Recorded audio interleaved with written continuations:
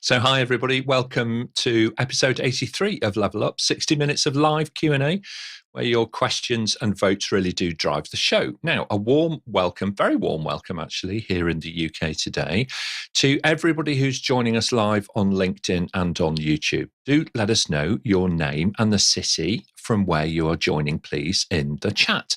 We do love to hear from you and to get everybody involved. Our social team today are online to have a chat with you and encourage you to join in. We have three ladies doing that for us. Adriana, Ella and Shanice are all online, and they will post a link into the chat to help you vote up the questions that you would most like answered, and of course so that you can add your own as well. We live stream Mondays at 8 a.m. and Fridays at 2 p.m. UK time to both YouTube and LinkedIn simultaneously. Now, today, we're going to be talking about how to build winning business cases from the smallest of ideas through to the greatest of innovations, figuring out the reasons for others to invest in your ideas and build a compelling case is truly a key skill for all of us. Joining us today, we've got a very experienced and diverse panel, so let's jump straight in and meet them all. Eileen Roden, she is a fellow of the UK Association for Project Management and an active contributor within other communities as well, including the Institute of Directors and the Chartered Institute for Personnel and Development. An accomplished speaker, Eileen also is the co-author of the PMO Competency Framework. So welcome back to Level Up, Eileen. Hi, Nick. Good to be here again, talking about business cases, a key part, as we know, of anybody who's involved in project and programme management. So hopefully I'll be bringing my experience from both the House of PMO and PMO Learning, where I'm currently working, and working with lots of organisations who've done training in better business cases and improved business case development. Excellent. Thank you so much indeed. Ian Clarkson is the PPM Practice Director over at QA, and he heads up a large team who are all focused on helping their clients build excellence into their project communities of practice. Ian is a self-confessed champion, I would say, for continuous improvement and lifelong learning. Welcome back, Ian. Great to see you.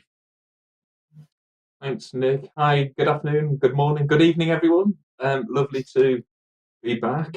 Hello from the north of the UK. Very much looking forward to this and our fellow panelists and having a great conversation. Thank you.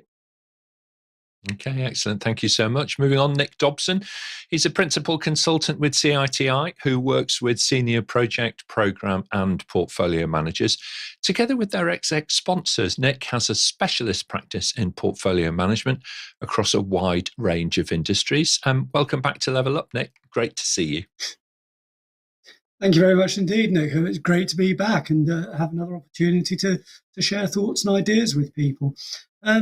Business cases. I mean, it is the point of unity between sponsorship, delivery, and the business, and a vital instrument. So I'm really looking forward to some interesting questions and some valuable insights from my panel colleagues. Thanks again. Excellent. Thank you so much. Let's move on next to Mark Williams. He's a public sector advisor over at CIPFA. For those of you who aren't aware, they are the Chartered Institute of Public Finance and Accountancy. He works across their advisory business, supporting policy development and offering technical insights, and quite a busy chap. So really lovely to have you back on the panel with us, Mark, a consistent supporter of Level Up. Welcome back. Great, thanks, Nick. And pleasure to present this afternoon, because historically, mostly I've presented on public-private partnerships. So it's good to sort of spread my wings, talk about business cases, which is something I do for CIPFA, but also is something I've done for a long time. So I've trained probably over 1,000 public servants in the better business case approach.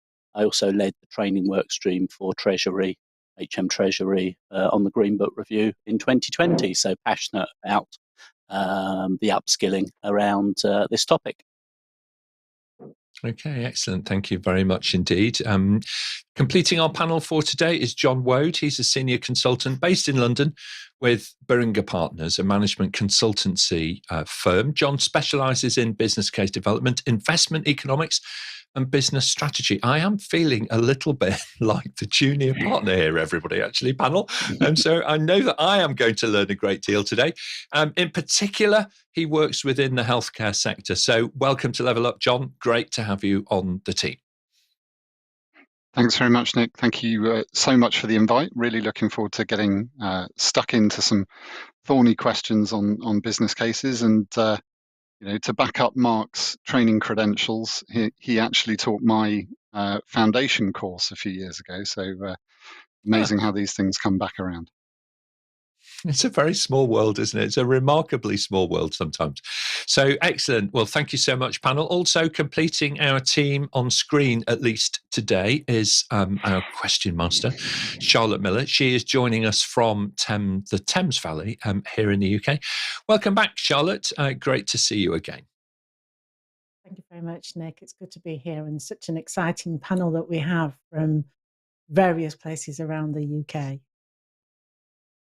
All right. Well, excellent. Well, let's jump straight into it. I've already seen lots of people online. We do have, I just have to say, audience, we do have a little technical glitch going on at the moment, which means that one of the feeds into me is not quite as it should be. But we'll see if we can get that sorted. So let's jump straight in and we'll take our first question, please, Charlotte. Thanks, Nick. It's a question from Hayley. Hayley asks, how can we avoid overstating the benefits that cannot be easily quantified? For example, the benefits of sustainability. Okay, Mark, start us off on this, and then Eileen, please.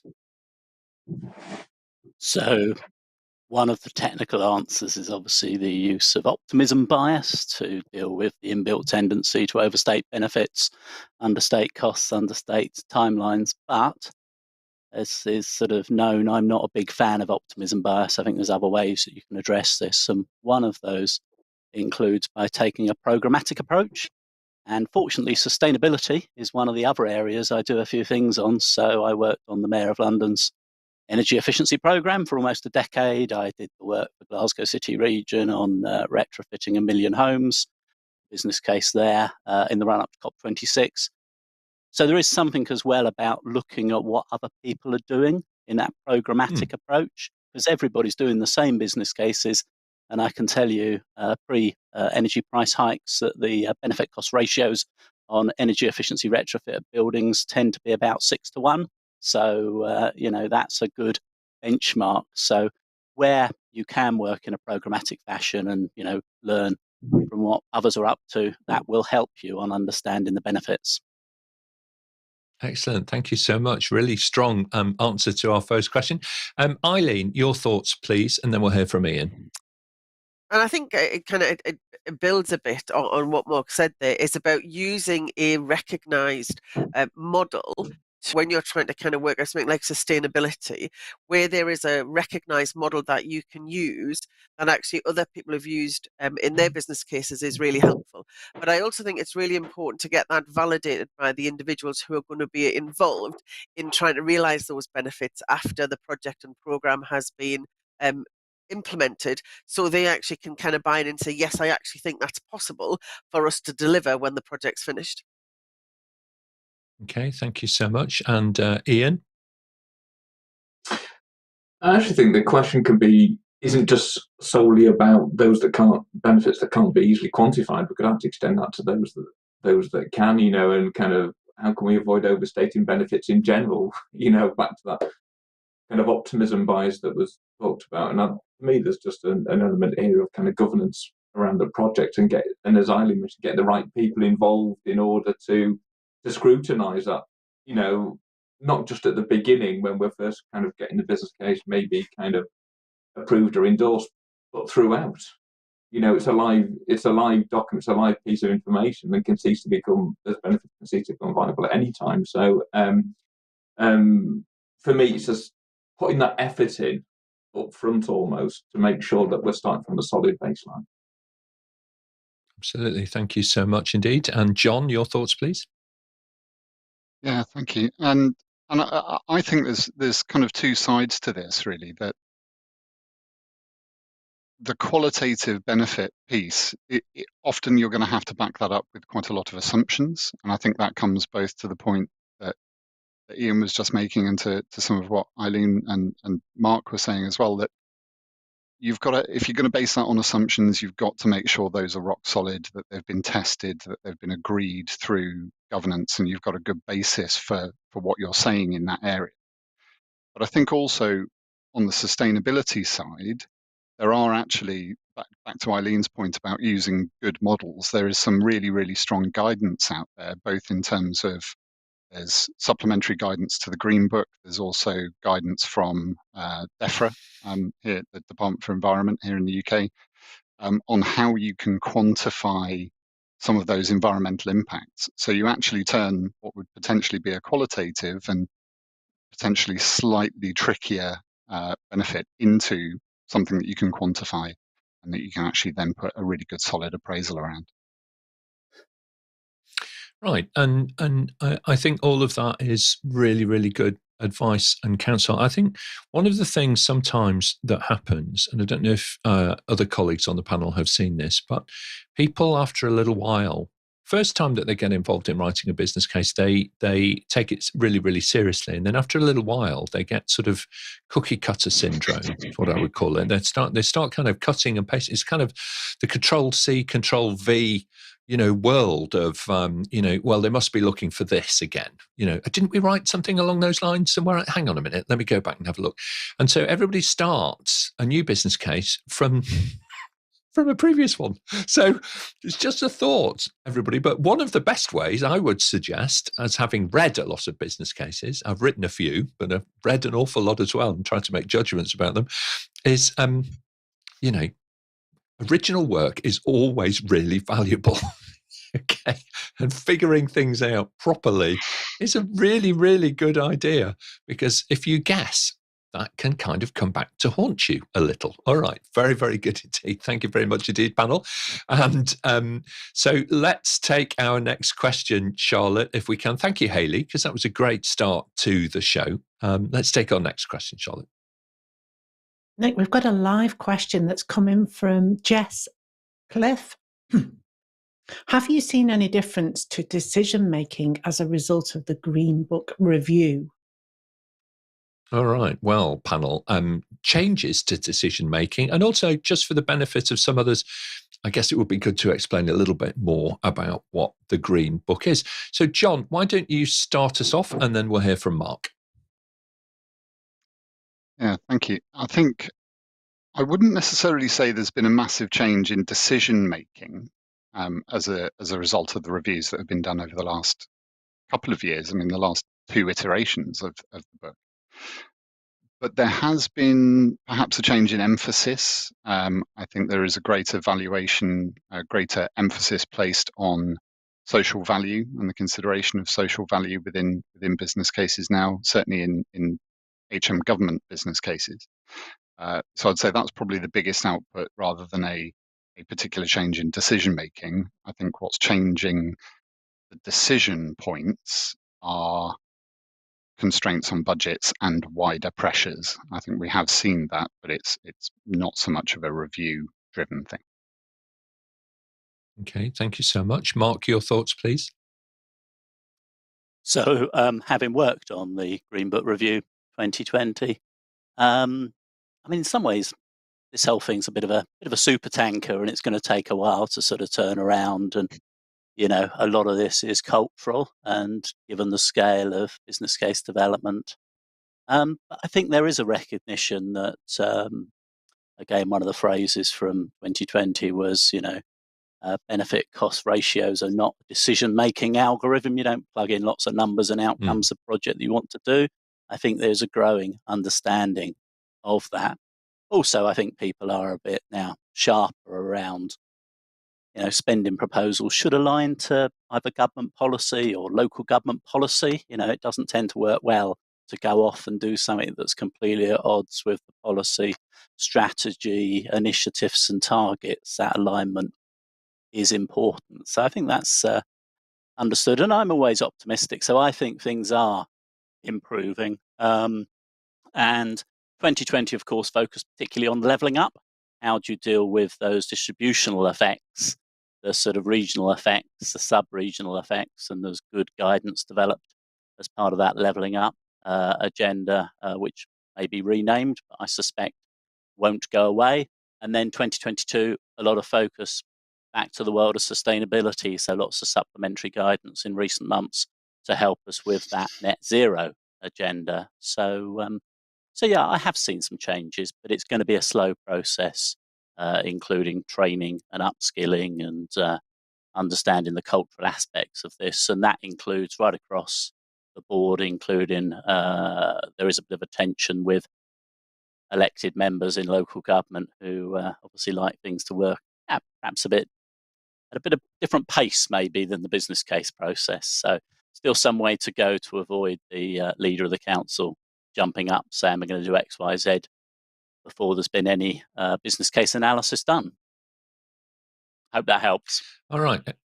Okay, no, it really, really does. Thank you so much indeed. And to the second point, really, about what this green book is, who'd like to have a stab at just kind of explaining? So we've heard about the reviews of it, but, just for the benefit of folks who are outside of the UK, what is the green book? Who could give me a, 1 or 2 sentence summary of what the green book is? Thank you so much, Mark. Thank you. So essentially, it's the guide for the economic appraisal of public spending proposals. So, you've got your 5-case model, which I think people may be familiar with in terms of strategic case, economic case, commercial case, financial case, and management case. And the Green Book's particularly helpful around the economic case. How do we understand the socio-economic benefits, costs and risks of a spending proposal? So it's something that the economics profession particularly focused on. There's also a link, of course, to the strategic context and different guidance then when you move on to the commercial case, the finance case, and the management case focused on the economic appraisal. Okay, thank you very much. I did know that's very, very helpful. And what starts in government generally ends up in the commercial world as well. So it is something which is very worthwhile if you're working in a multidisciplinary consultancy firm or a services organization, this kind of thing, and you have colleagues who are working with government. Then if you want to learn more about, the Green Book and so on, just have a chat with them, have a coffee, even if it's a virtual coffee. Start your conversation off and start building your understanding of what happens in the public sector. It's a really, really good idea. Excellent. Thank you so much indeed, panel. That's really great. And what a great question. So thank you, Jess. Thank you also to all of the people who are joining us online. We've got a go-go.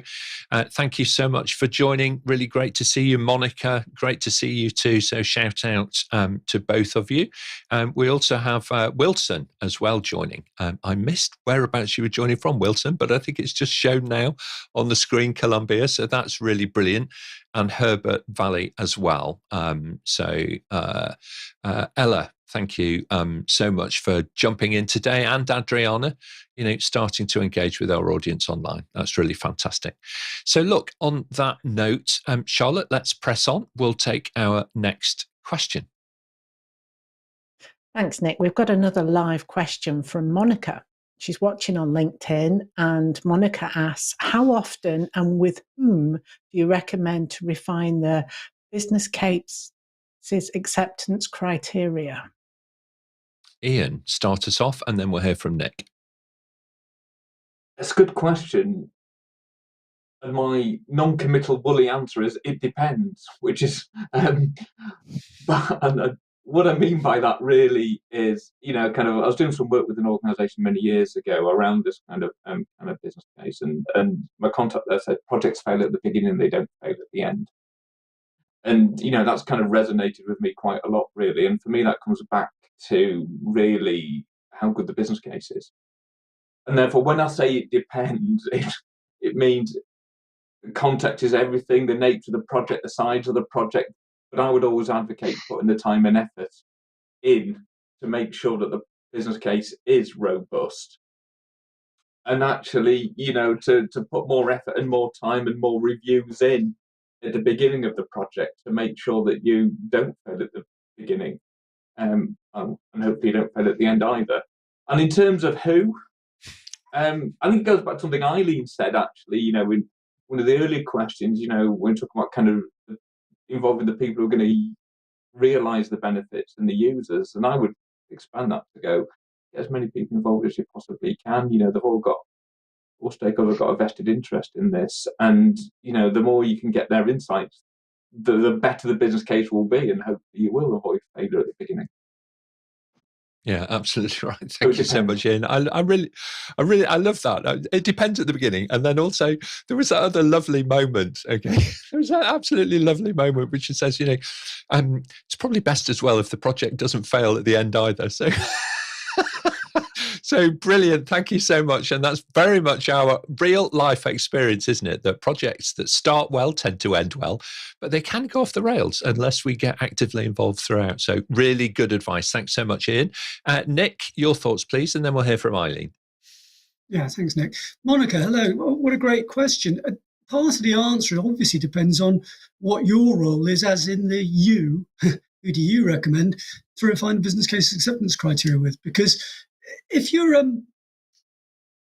it's frequently the case that the business case is authored by the project manager or the delivery branch or whatever the initiative is looking at, whilst it tends to be owned by the sponsor. And the answer to this question becomes different depending on whether you're sitting in the sponsor role or whether you're sitting in the delivery or project management role. Right.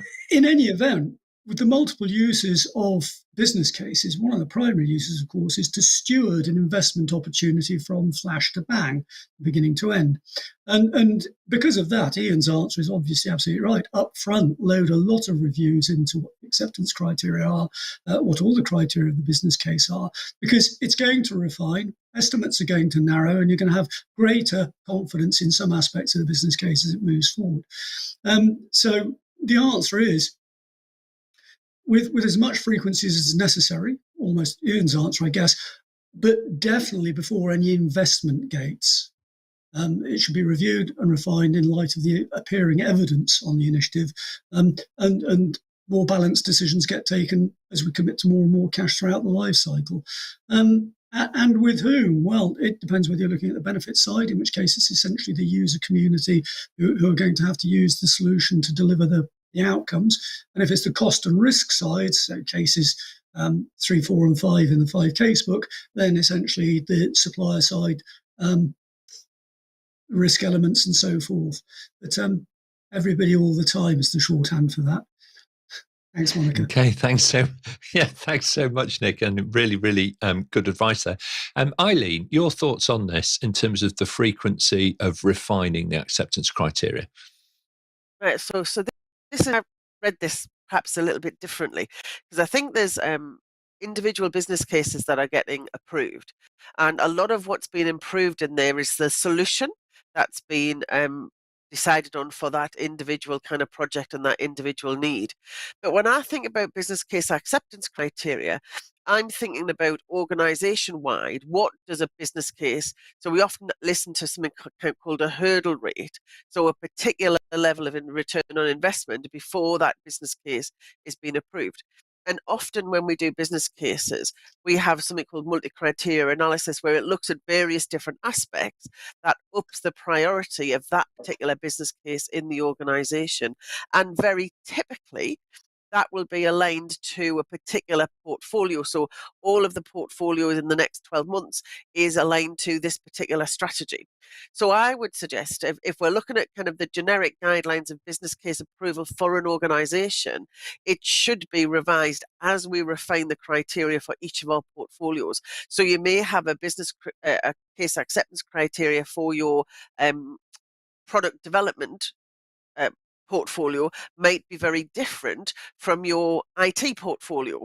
So it really is it's linked to how often you're defining the strategy or the what's meant to be achieved by the portfolio of change. And in terms of who, very much the kind of senior team, because the senior team are there to say, we're going to be investing in these types of projects who have these particular characteristics, and whether that be kind of payback period, whether that be things that are aligned to a particular product set, or maybe projects that have a particular impact on the organization's sustainability. All of those particular things, that will be the senior managers who determine how they want to play their investment in the next 6, 12, 18 months. Okay, thank you so much. I think, one of the things to consider as well, and Eileen makes a really good point there about that engagement with, the C-suite, with the senior leadership team, because, external events change everything.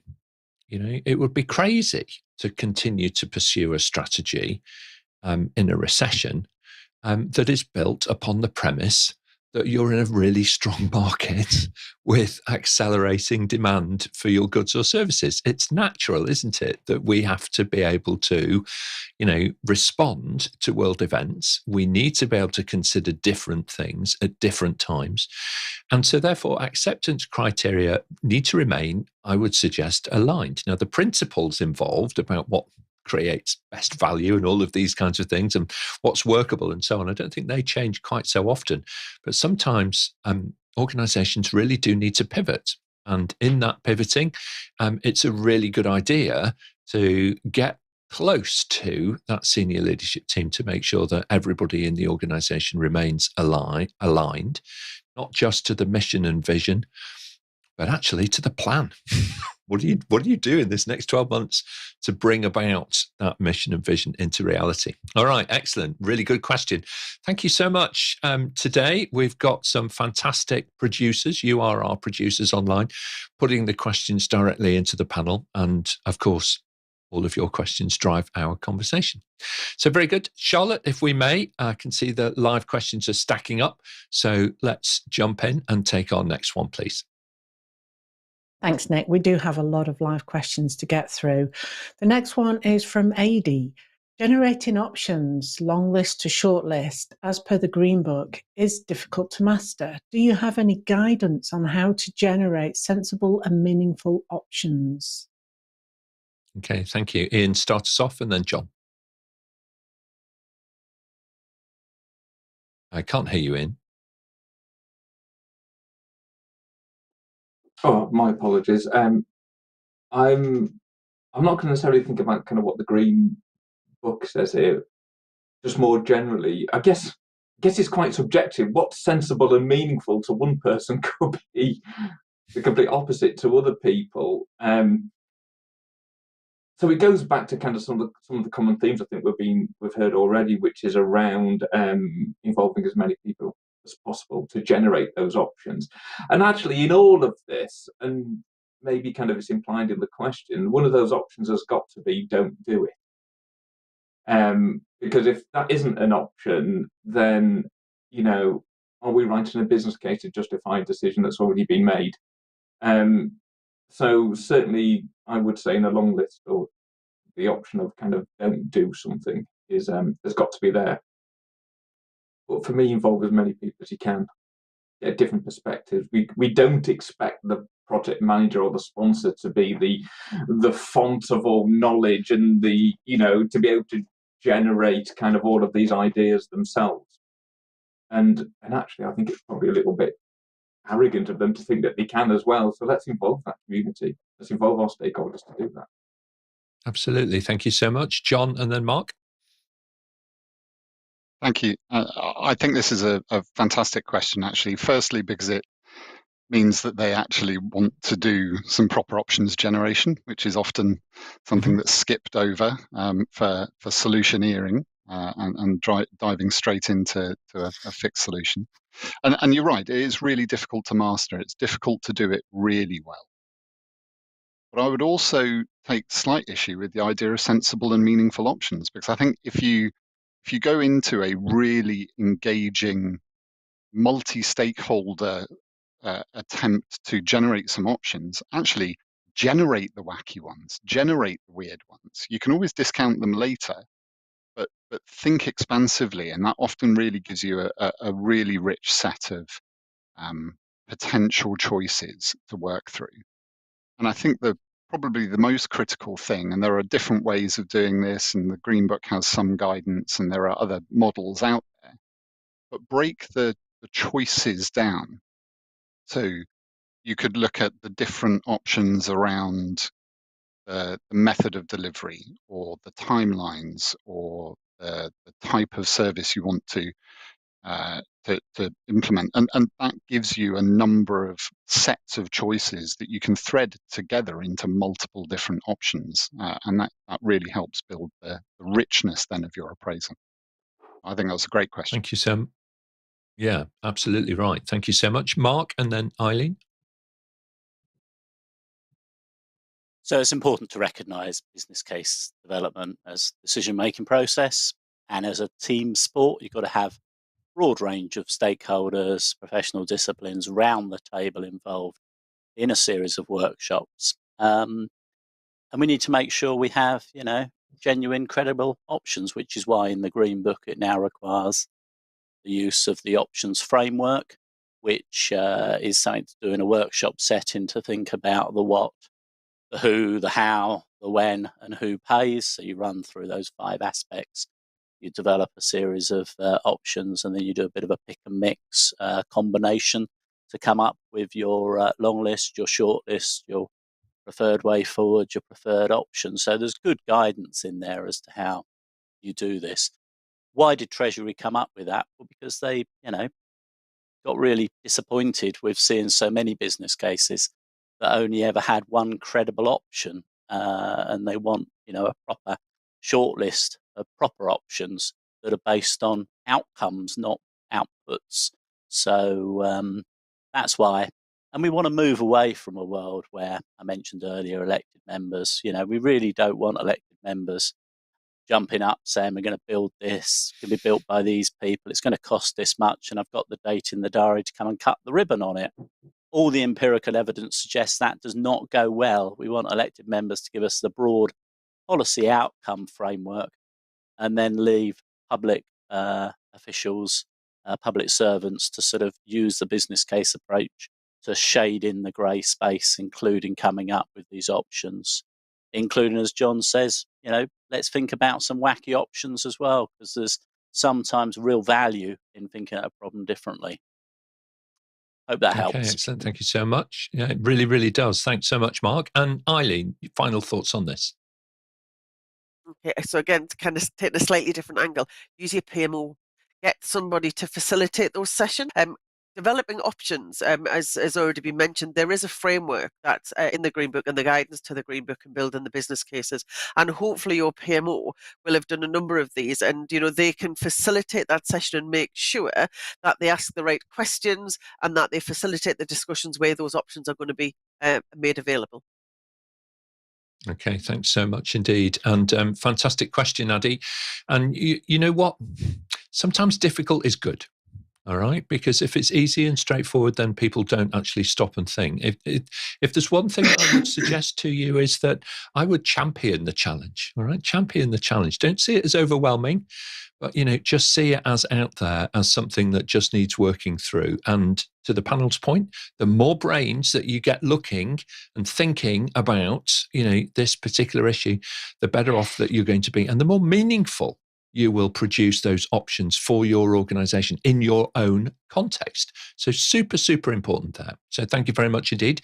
So some really great questions are now stacking up, folks. So we're going to pick up the pace a little bit now, panel, and move quickly on to the next question, please. Thanks, Nick. We've got a live question from Dennis. They asked, the climate disaster, as expressed most recently of the United Nations, is a grand narrative of our time. How should the business case include the UN's SDGs? 6 case? Okay, it's a great question. Nick, start us off and then John. Well, in the spirit of picking up the pace a bit, no, we don't need a 6th case, and this isn't a bureaucratic or representational problem. Essentially, there is clear and common benefit in addressing climate. So the first 2 cases, or just the benefits position, should make it very clear why it's good to pursue the UN's guidance. And if that's not sufficient, then the cost and risk consequences of failing to do so would put the terrors into anybody in any sound business case. So I don't think we need a 6th case. I think we just need a balanced view of the cost, benefit, and risk of not addressing it. Yeah, absolutely. Yeah. Thanks so much. And John? I'd very much agree with what's just been said there. I think not a 6th case, but call it a a golden thread or even a green thread that runs pretty much throughout the document. Absolutely emphasize it within the strategic case and the case for change and context around it. So I think that there is plenty of room to weave it throughout the business case. I don't think you need to sort of add extra. Yeah, absolutely right. Sometimes, these things do appear at first to be implicit, but in your creation of the business case, you can surface them and make them explicit in the narrative. Okay, so you don't necessarily need, another separate case to be able to look at that, as the panel have suggested. Just make sure that it's clear within the narrative that you are working through. So very good. Thank you very much indeed, Dennis. Fantastic question. Absolutely relevant and pertinent for recent times as well. So thank you. Charlotte, we'll take our next question, please. Another question from another Dennis. Similar question. Can we talk about how the current concept of the business case has to be overhauled to address the grand narrative and zeitgeist of the time, the climate crisis? Okay. So where do we begin with this? Now, we can't boil the ocean, panel, but we can bring a small pan of water to a slow simmer. Mark, start us off, and then we'll hear from Eileen. So I mentioned before my work on Mayor of London's energy efficiency programmes, which is recognised as being probably one of the most successful programmes in this space. We've delivered 800 buildings across London being retrofitted through 300 projects with an overarching programme, business case and programme arrangements. The quickest we did one of those projects from I want to do some retrofit measures on this building to it being on a standard contract with a framework contractor was 10 weeks, which is quite good going. I worked on an MOD business case that took 10 years.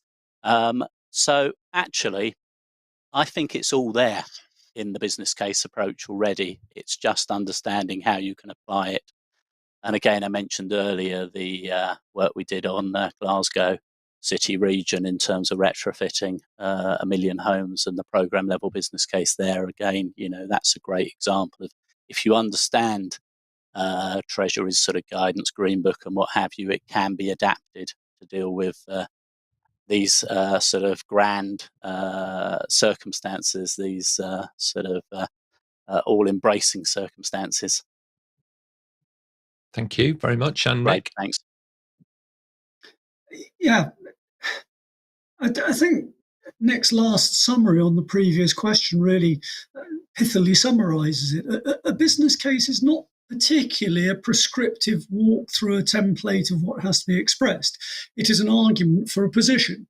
And it's the narrative that matters. The fact it gets organised into a benefit, cost and risk analysis is for convenience of balancing business cases. But it is how you tell the story. And the story is clear and present. As you say, it becomes part of the zeitgeist. So it's not as though we need to do something particularly different to business cases. We just need to tell the story in a compelling manner. And the content is already prescribed. Absolutely right. Thank you so much. Eileen, what's your experience in this area? What would you recommend?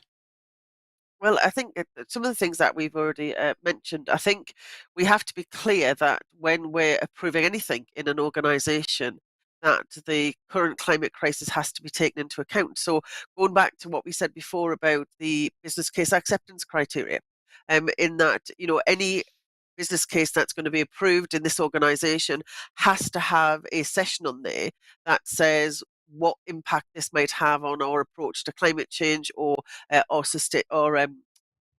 the footprint of our carbon footprint. I knew it would come.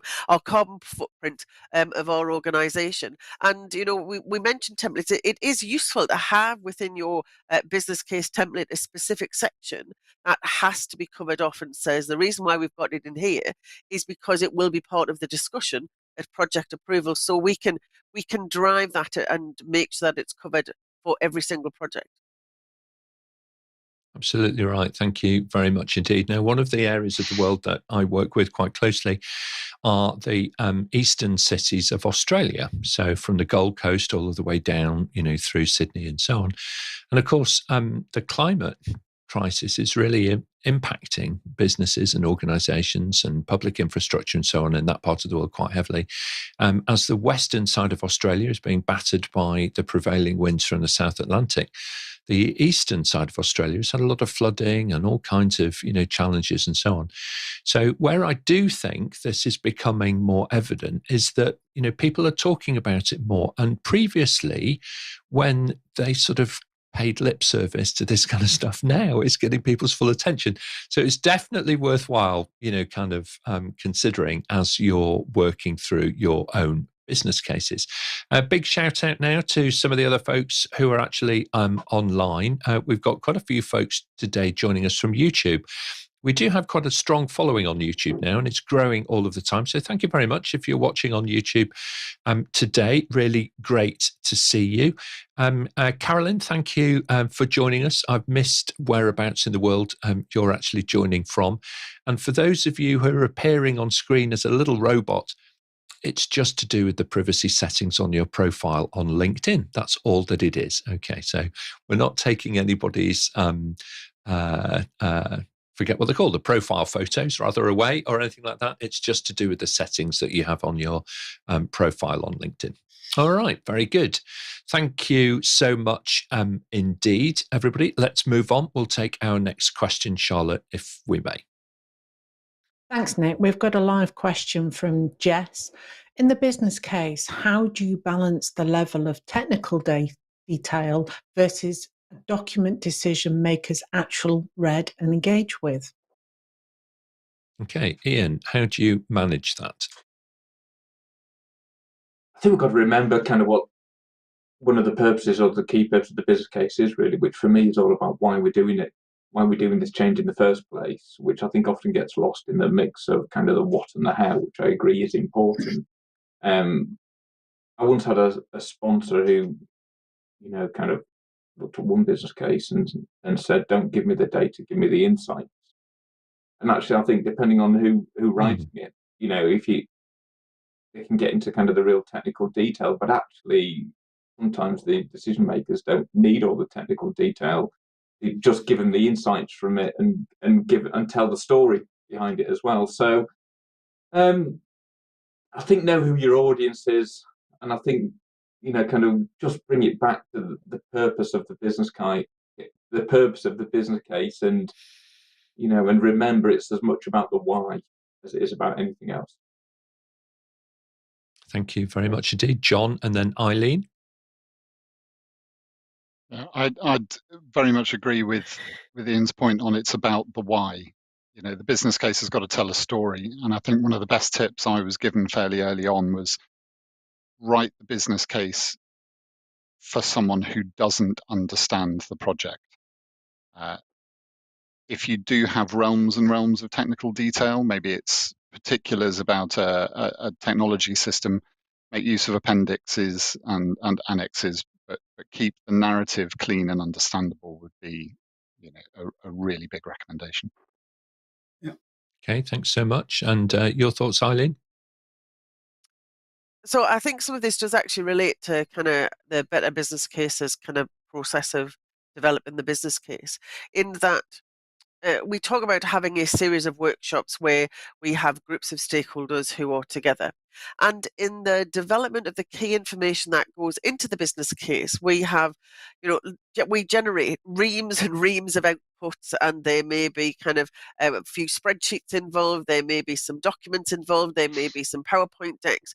And actually, if you think about a business case, essentially, I always kind of see that as either a full folder or almost a kind of a whole sequence of kind of documents rather than just the one document. So you talk about the executive summary. Each of those kind of 5 cases might refer to a single document, but actually will take a different perspective. So I think it is about kind of when we have to kind of separate all of the background work and all of the detailed information we have to distill sufficient information to help the decision makers make an informed decision. So whether that's kind of insight, as Ian's talked about, but recognize that all of that other information is there. So should they want to delve into a little bit more detail, they actually have the confidence that they can go and find that, or we can go and get that and present that for them. Yeah, absolutely right. I think it's super important, folks, when you're authoring these documents, is that it's not one person that reads them, okay? It's a community of people that are reading them. And often extracts are taken from them as well, and they're reused over and over again, for a whole variety of different purposes. So please do be aware of that. And also, it's really, really good idea to have somebody who's a great editor sit alongside you. I used to have a colleague that I would pass my stuff to, and it would come back so much more concise and clear. It's fantastic. Find somebody who you can buddy up with just like that, where you can each edit each other's work. Works really, really well. Thanks so much, Charlotte. Let's take our next question, please. Thanks, Nick. We have another live question from a YouTube viewer. I understand the Green Book, you could say, is the gospel of business cases. What other resources would you recommend to build better business cases? Okay, resources panel. John, go ahead. I would go with the Economist Style Guide. Write it clearly and it will be so much more impactful. Fantastic. There's probably a quote from Plato available to us as well there. Mark, your advice, please. So I was the only non-economist on the Green Book review because I'm an accountant, done lots of commercial and project management things. And in some ways, actually, for me, the commercial case and the project management case arguably are maybe more important, because I've never come across a project that's sort of, catastrophically failed because the benefit cost ratios weren't quite right. Projects fail because the private sector fall over, or the project management sort of collapses. So I believe that, primacy is the 5-case model and the business case guidance. The Green Book's there, as we discussed, for strategic and economic. But ultimately, this is about delivering projects and programs. So really, we do need to think long and hard about, having the resources in-house with the supply chain to actually deliver things successfully. Thank you. Indeed. Thank you. Eileen, final thoughts? And I absolutely, just to build on that, Mark, the business case, it actually calls from every discipline of project management to get it correct. So whether that be the planning and the scheduling, whether that be resource management, capacity management, whether that be finance, benefits management, or whether that be supplier management and procurement. So actually, this is really, as you said, that the better business case, it doesn't go into all of the detail of all of the individual sections. So you need good reference and good methods for doing every element of project management if you've got any chance of doing a good business case. Thank you so much indeed. Well, thank you very much, everybody. Another brilliant question. Thank you to the mobile gamer who put that one in. Now then, we've got more questions now, folks, than we can actually fit in for the time, because we do generally finish on the hour. But we're going to do our best for you today. So we'll pick up the pace again, panel, please, if we can. Charlotte, next question. Thanks, Nick. We've got a question, I think, from one of our regular viewers, Louis. Does the panel have any tips on writing business cases in a more engaging way and getting people to actually read them?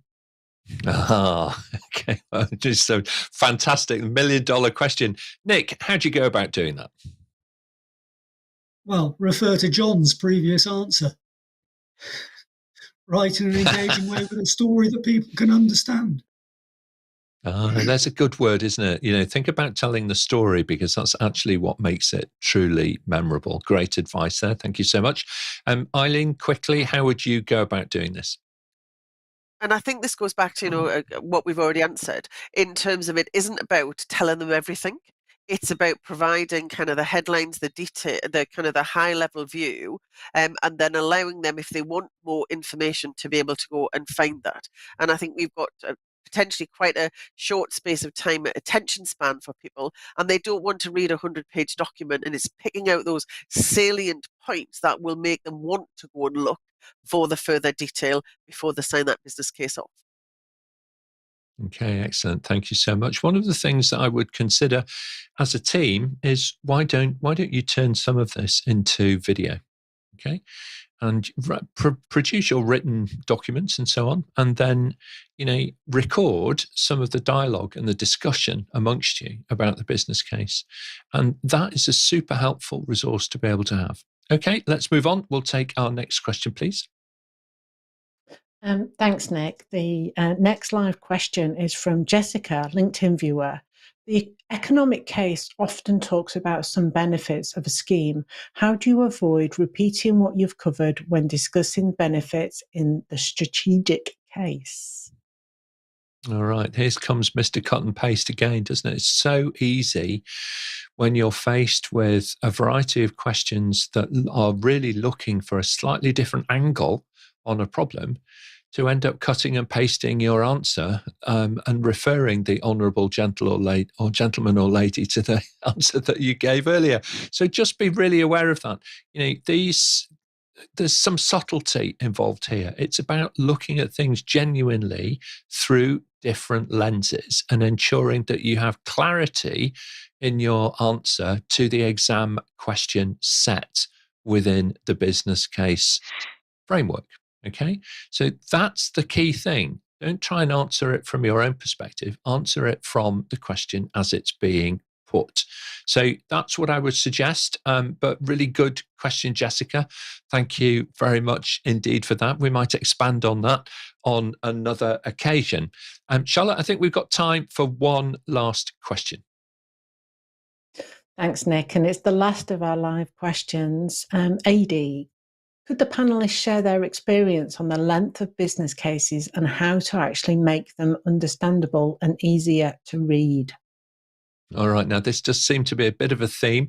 Is there a correct length? Mark, start us off and then we'll hear from Nick. So I like what the MOD do in this space, which I think, business case equal, probably exec summary, no more than sort of 7 pages long. And then everything else in the annexes that anybody can pick up and find their way through, arriving at the same conclusion if they choose to. But, say it really crisp and compelling, that is absolutely clear as to why they want people to do things and what they want them to do, in a handful of pages up front, I think is really important. That's a much better approach than writing the 300-page business case and bury the ask on page 150 and assume it'll get signed off because people run out of horsepower. The other thing I wanted to say, which I think is relevant to winning business cases, I quite like what Network Rail did a few years ago in DFT, where they basically said to their supply chain, market-led proposals, you bring us your ideas of what makes a good business case. You know more about the operations than we do because you live it day to day. And can you write that up in the form of Treasury business case approach? So don't assume, I'm going to say, that the business case always needs to be written on the public sector side. Sometimes there are real merits in asking the private sector or the voluntary sector to write the business case for you in terms of what they would want to do. You still then have to go out to procurement, of course you do, but at least you've got something that the private sector's encouraging you to move forward with. Thank you so much. Nick, final thoughts? Very much a replication of that. I mean, per any good executive summary, you should be able to put the gist of it into a single page. Probably more realistic to take the view it'll be 3 or 4 pages, but that should perfectly summarise a business case. As already suggested by several other panellists, the rest goes into appendices or reference materials. Yeah, and to the point of winning, thank you so much, Nick. That's really, really great and a great question, Addy. To the point of winning, okay, I was reading the other day that about 2/3 of commercial proposals and business cases actually fail. And now whether that's your experience or, a generalization, I'm not sure. But one of the things that makes these documentation compelling is when you're clear up front and you don't hide the detail bury it in the back of the documentation. You actually bring the detail in some ways, the key elements, bring it right up front, because you know what? You really don't want people discovering, the sticky parts, all right, further in the back of Appendix 23.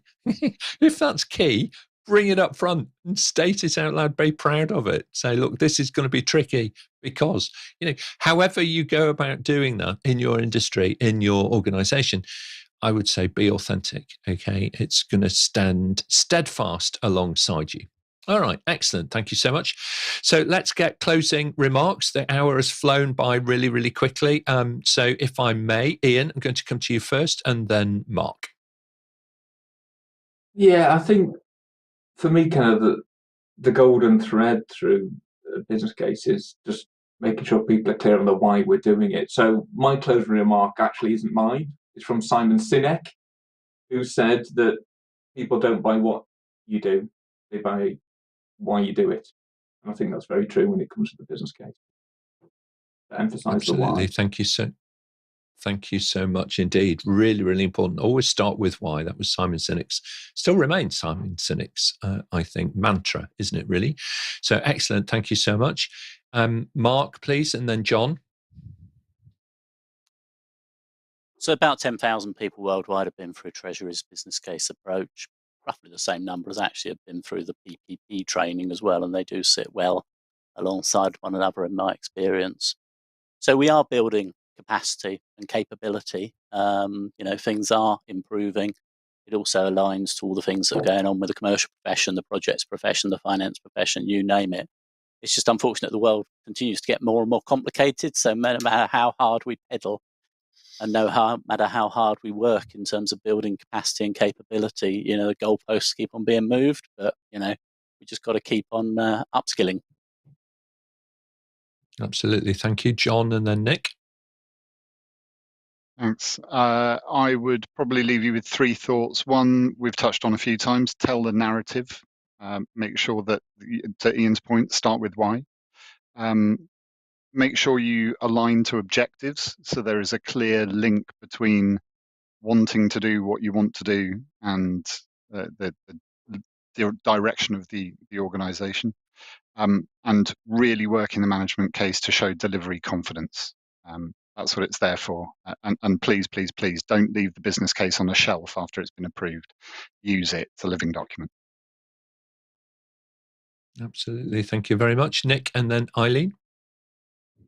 Thank you. I think I'd certainly echo John's last sentiment. It must be a living, breathing document. But something that really hasn't come out during the course of the webinar, which the first question pointed towards when it addressed the question of bias, is integrity in business cases.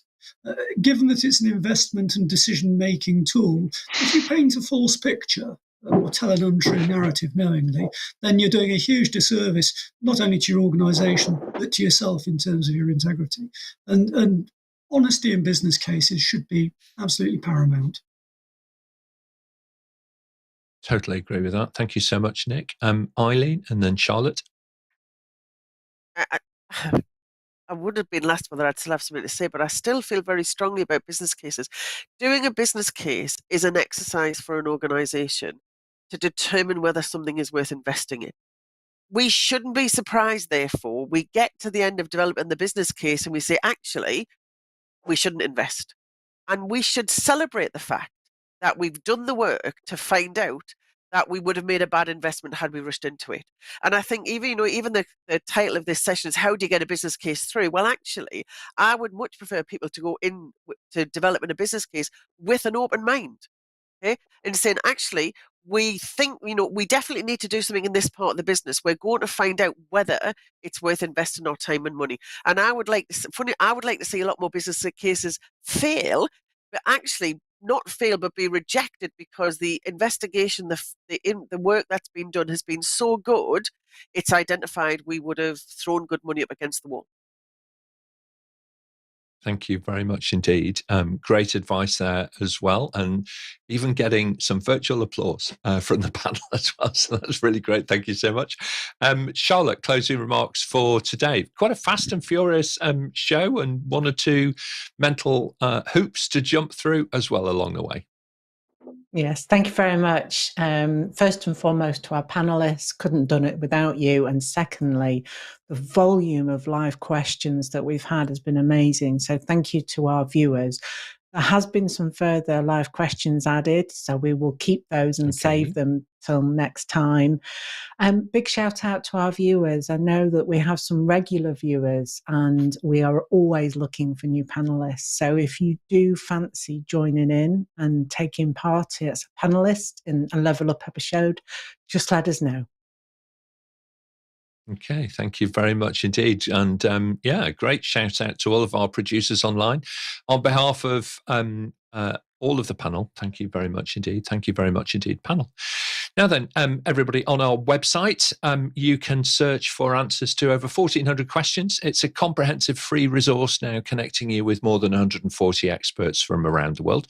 And don't forget to take us on your holiday break, if that's coming up, as in the format of a podcast. So you can sit on the beach sipping your whatever it is, okay, fresh orange juice, and listen to the audio versions of the show on whichever podcast platform you subscribe to. Now, coming up next, Monday the 8th, we address the question on every project professional's mind. How do I get to work on better projects? Before diving into the exploration of options for specialising in the public-private partnership space next Friday, the 12th. Subscribe to the show, please.